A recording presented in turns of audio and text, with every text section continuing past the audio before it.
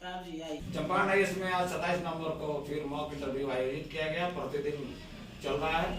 अब जो है विद्याभूषण कुमार का होगा। May I come in, sir? Yes coming. Good evening. बैठ जाइए। Thank you, sir. पिताजी का नाम बताए, अपना इंट्रोडक्शन दीजिए। गोपालगंज जिले का निवासी हूँ। 2009 में मैंने मैट्रिक पास किया था। 2014 में मैं ग्रेजुएशन मैथ ऑनर्स से पास किया था। SMG कॉलेज मठिया निचोई जलालपुर गोपालगंज से, जो जयप्रकाश यूनिवर्सिटी से संबंधित कॉलेज है। और इससे यह मेरा तीसरा प्रयास है। हालांकि इंटरव्यू के लिए मैं पहली बार उपस्थित हो पाया हूँ। और इस परीक्षा में मेरी ऑप्शनल सब्जेक्ट ज्योग्राफी है और मेरी हॉबी बैडमिंटन खेलना है। ज्योग्राफी से संबंधित 2-4 बुक्स का नाम बताइए।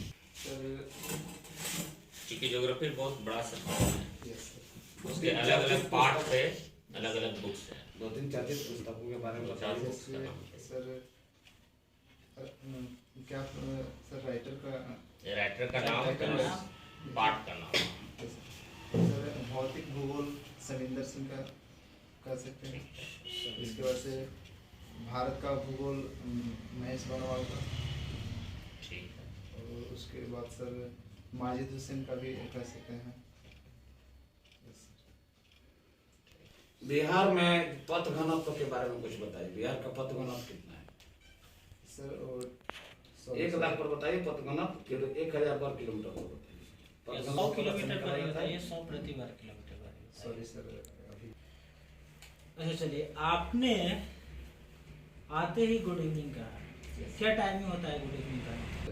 मैंने टाइमिंग को मुझे लगा कि अभी गुड इवनिंग का टाइम हो चुका है, क्योंकि मैं एग्जैक्ट टाइम नहीं देख पाया। बस सूर्य की किरणों से मैंने अंदेशा लगाया कि ये 4 से ज़्यादा। लेकिन जैसा कहा जाता है अकॉर्डिंग कि फर्स्ट मीटिंग को गुड मॉर्निंग भी बोलने में कोई हानि नहीं। यस सर, ऐसा नए अंग्रेजी में ऐसा कहा जा रहा है।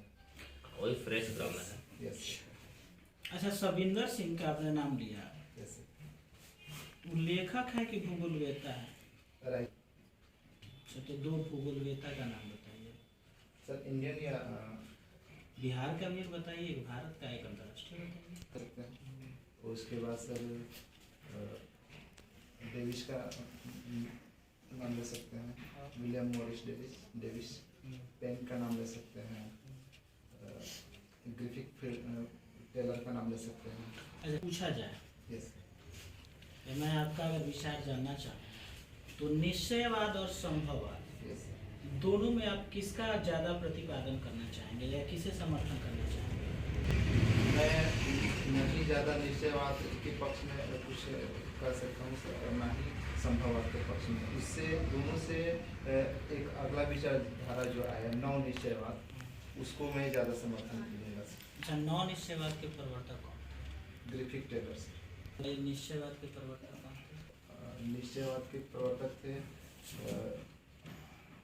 Sorry sir, I think determinism.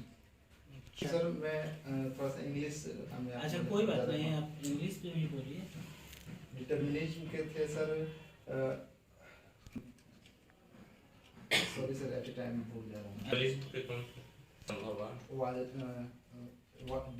Sorry sir, ब्रुंज थे। विडाल डी ब्लास थे। टर्म आता है ज्योग्राफी में आइसोहाइट, क्या है? आइसोहाइट के बारे में बताइए।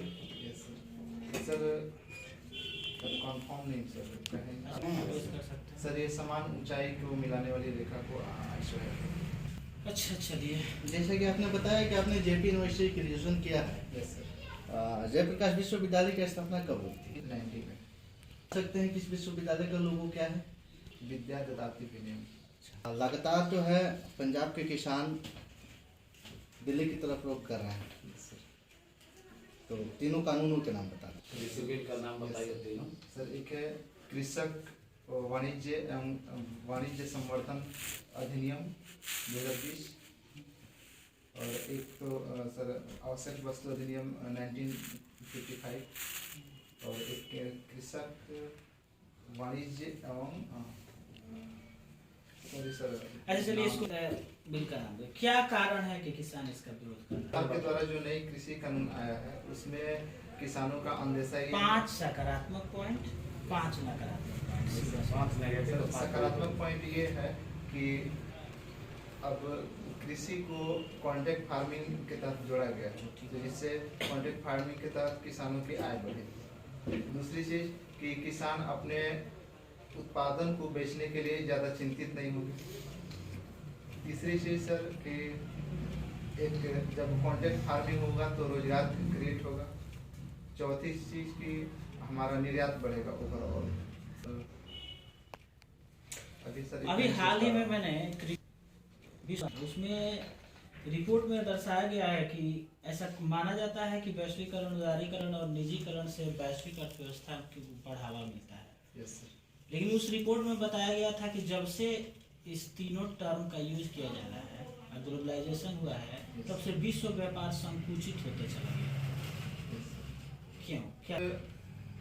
जैसे आपने रिपोर्ट बताया है उसके हिसाब से अगर देखें तो ग्लोबलाइजेशन के तहत सभी लोग एक दूसरे से तो जुड़ाव हो पाया है, अपना व्यापार एक से दूसरे देश में कर पा रहे हैं, लेकिन कहीं ना कहीं संरक्षणवाद की नीति पनप रही है और इसके पीछे मूल्य उद्देश्य है अपने स्वार्थों की पूर्ति करना, ज़्यादा से ज़्यादा अपनी इनकम को ग्रो करना।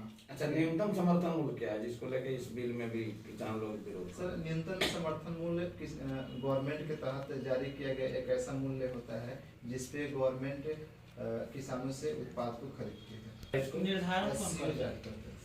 SCO इसका निर्धारण कौन करता है? इसका निर्धारण सॉरी सर, न्यूनतम समर्थन मूल्य का तो SCO किसान आखिर क्या चाह रहे हैं इसमें?